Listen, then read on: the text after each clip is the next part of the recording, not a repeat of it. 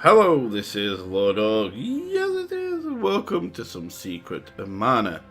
So, Secret of Mana was a game that was released in 1993 on the Super Nintendo. I know because I've got a Super Nintendo and I have this game boxed as well. Actually, the box isn't in pristine condition. That's a shame because it's actually worth a fortune if it was. But I have actually got the box and the game works, so yeah, it's pretty cool. And that's because it was one of my favourite games back in the day. I didn't get it when it first came out, obviously, but you know, I had it like early 2000s, something like that. I played it and I loved it to death. Now, yes, as you can see, my name is Nutsack. Now, there's a reason for that, and it's called childishness. So anyway.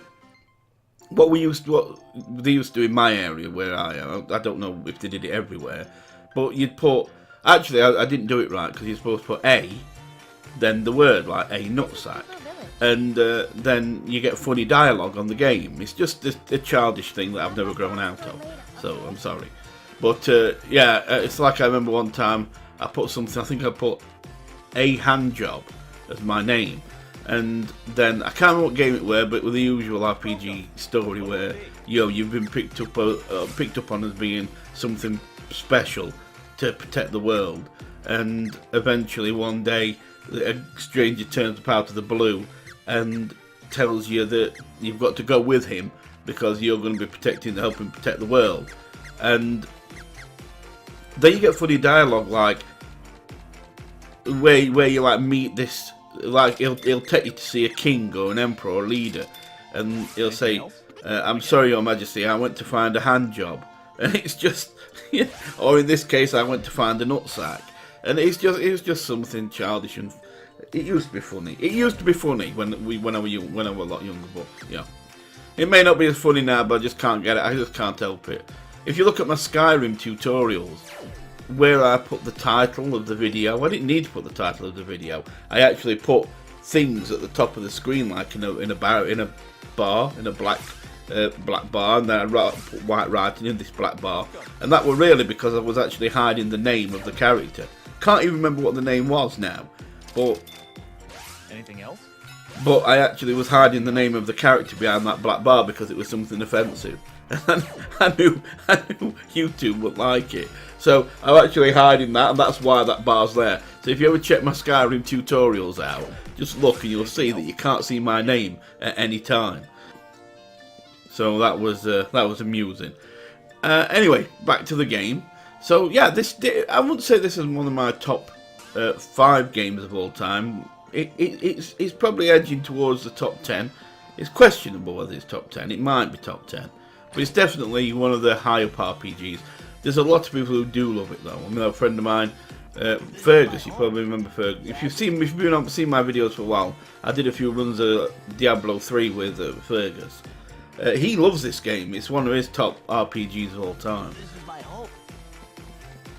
What made it unique was that eventually you get 3 characters all running around together, and like somebody could come, pick up a controller, and just automatically start controlling one of these 3 characters, and then just unplug control after, and computer takes over again. So it's actually really good for just having people jump in, if somebody comes to visit you, which there weren't many games that did that at the time, so that was really cool. And it's a good fighting game. It's a good RPG with a good story.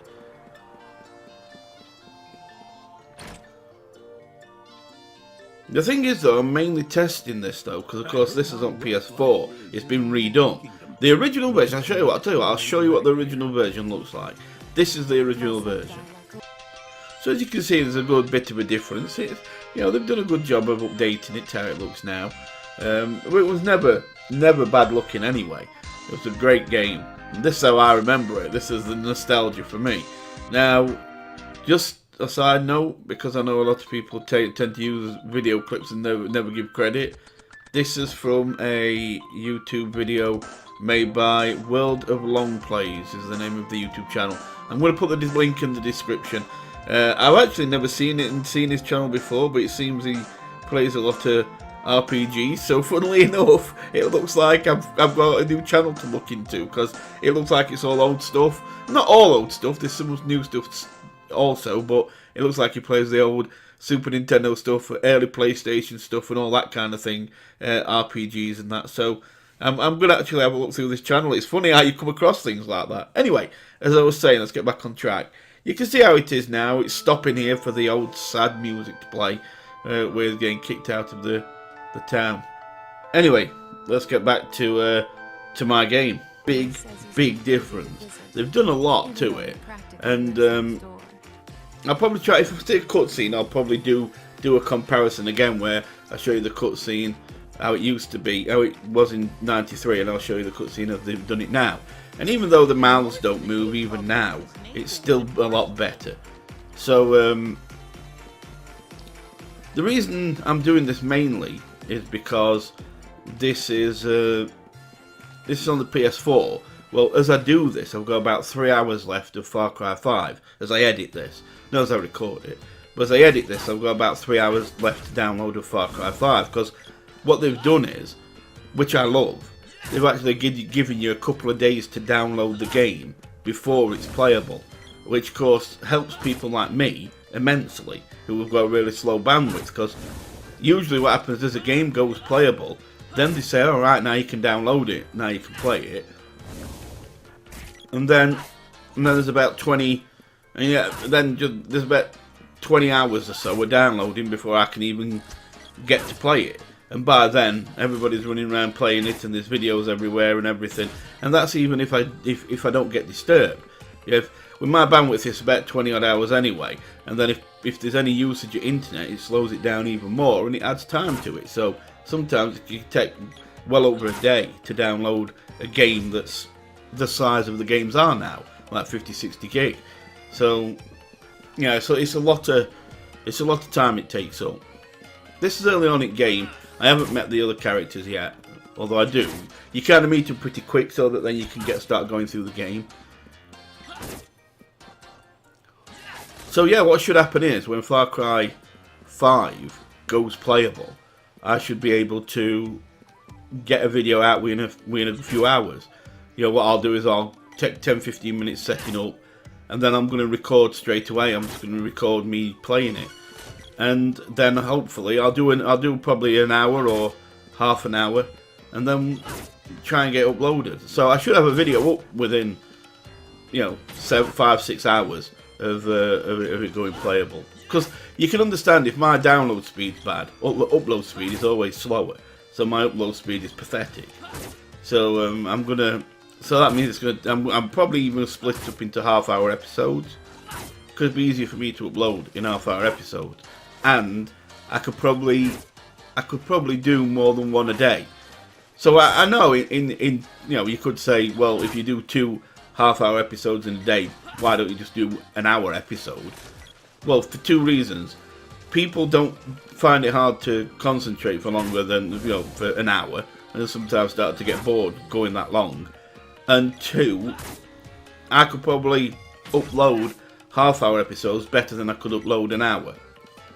Because it's easier for me to have a half-hour episode uploading and nothing happen to slow things down than it is an hour. Because uploading for half an hour is going to be probably about 3 hours, and I could find 3 hours of non-internet interrupting time than I can for an hour, which is going to take probably about 6-8 hours. So it's actually easier for me. So I'll probably split it into half-hour episodes, and might even do 2 or even 3 in a day. I don't know.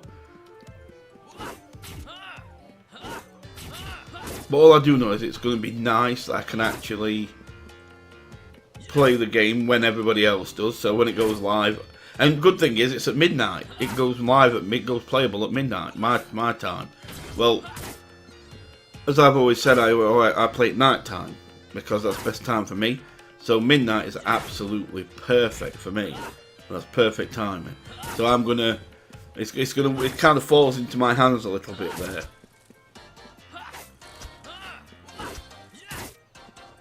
Which means, like I say, once it goes live, I'll have 10 minutes setting up, getting audio right and things like that, making sure subtitles are on and everything's correct. And then probably take you know, a minute or two running around it game just to make sure everything's right. Or I might not. I might just, you know, set settings up as I go, and just do the usual ones like make sure the sound's alright and subtitles are on. We'll see. But either way, you will get one up the very first day that it comes playable. I hope YouTube's ready, because there's going to be a lot of people who are going to be throwing up YouTube videos of Far Cry 5, I'll tell you. This is strange, this, playing Secret of Mana again, because I've finished this game like 3 or 4 times. You know how when you find an RPG you really love? There you go. You know, it's like you play it multiple times. Like my favourite game ever is Shenmue 2, that's my number 1. I've literally gone through that entire game. If you know Shenmue 2, it's a long storyline game. And I've gone through that game, I think about 9 times. Which is a lot for Secret of Mana. Which is a lot for Shenmue 2, because it is a very long game, quite long in depth as well. I've been through Shining Force, which is my number 2 game. I've probably played that about 15 times and beat it about 15 times. It's mad, I'll tell you.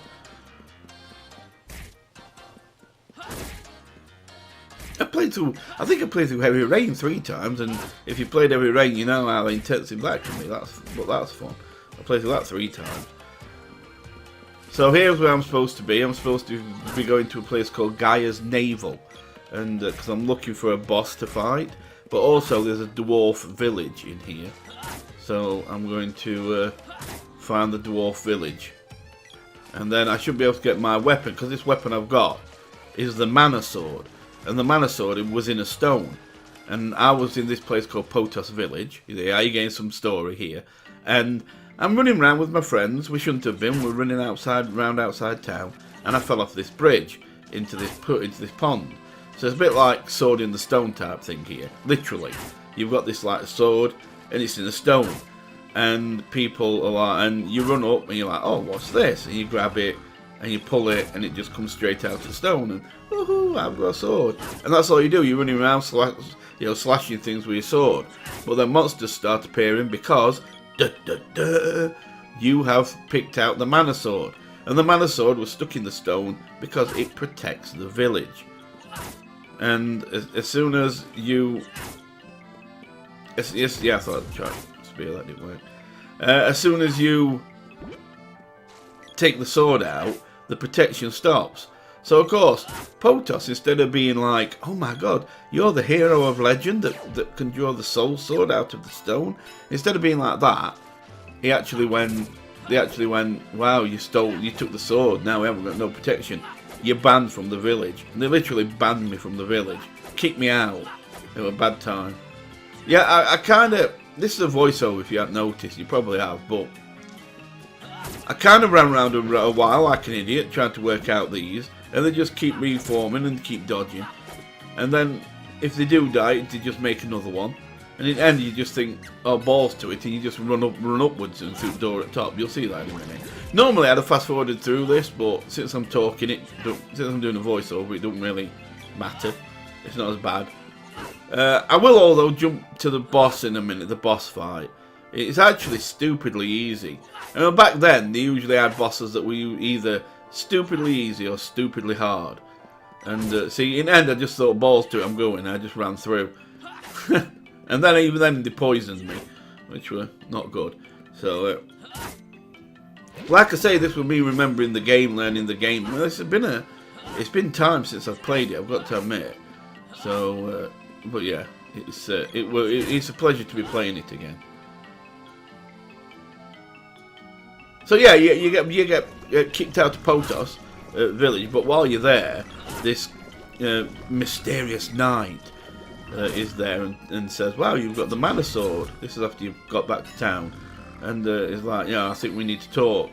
And then you end up fighting a boss, and you kill it, and then you end up meeting up with him, and you find out your destiny is to basically save the world, as usually happens on a good RPG. You can also see on these on RPG, I kill everything. That's just how it is RPG wise. It's because they can drop things like chests that have things in. So you kill everything, even if the doorways And if you look, the doorway is completely nowhere near him, even in that top corner. You'll see doorway is, no, that's going back. Doorway's to the right here, look. So I could have easily gone down these stairs without facing that other sleeping goblin. But, you know, I wanted to see if he dropped anything, as we do. That's not nice. But yeah, I just wanted to test it because this is using PlayStation, actual PlayStation's recording, internal recording.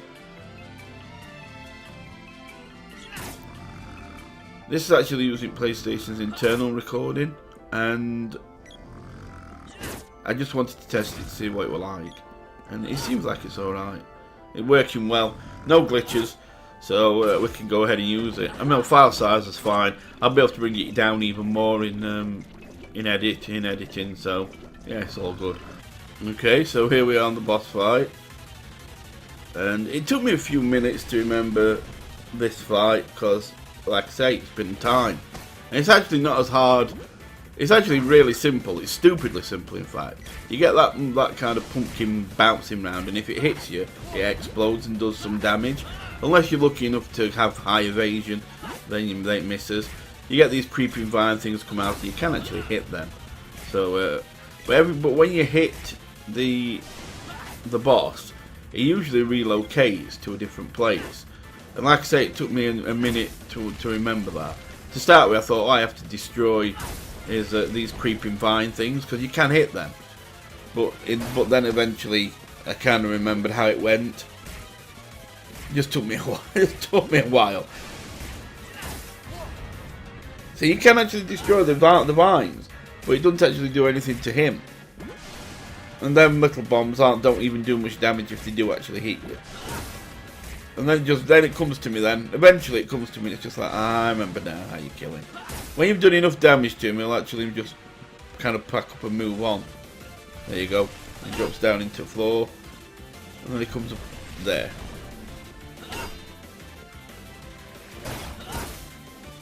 And then you see, as soon as he opened up, I hit him. And it just disappears again. And then he comes up here. And as he comes up, you hit him. And he comes up again. And that's it. That is basically it. That is the fight. This is the boss fight now. As soon as it opens up, whack, closes up, disappears. And he relocates and he relocates. So it just keeps doing this. And this will happen until I kill him. See, the game makers never really got past this kind of mechanic that you can just keep getting the boss to do this. So it never actually attacks you. But later on, some bosses get challenging. Just not this one. Not this one. I think his name's something like Tropicala or something. The name of the boss. This is it, I think. I think this kills him. Yep, there you go. Dead. Oh well. That was as hard as it got. That was that. I wish I'd actually done a boss fight that was harder, because then I'd have been able to impress you with my skills. But it wasn't to be. So there you go. Way to go! It wasn't exactly hard. Anyway, there you go. And now you've seen what the game's like. I would suggest that you buy this game if you're an RPG. If you like RPGs, I would honestly say get the as a cutscene. You see, so I might actually, if I can find one, I might actually put a clip of this on comparison to let you see what it looks like. But yeah, it's a great game. It's great to be playing it again, and I would suggest it to anyone if you're an RPG and you haven't played it. It's not that expensive, and it's worth it because it's got a great story. So thanks for watching, guys. I will see you soon. You take care. And goodbye for now. Since it got out, that must mean there's a way in.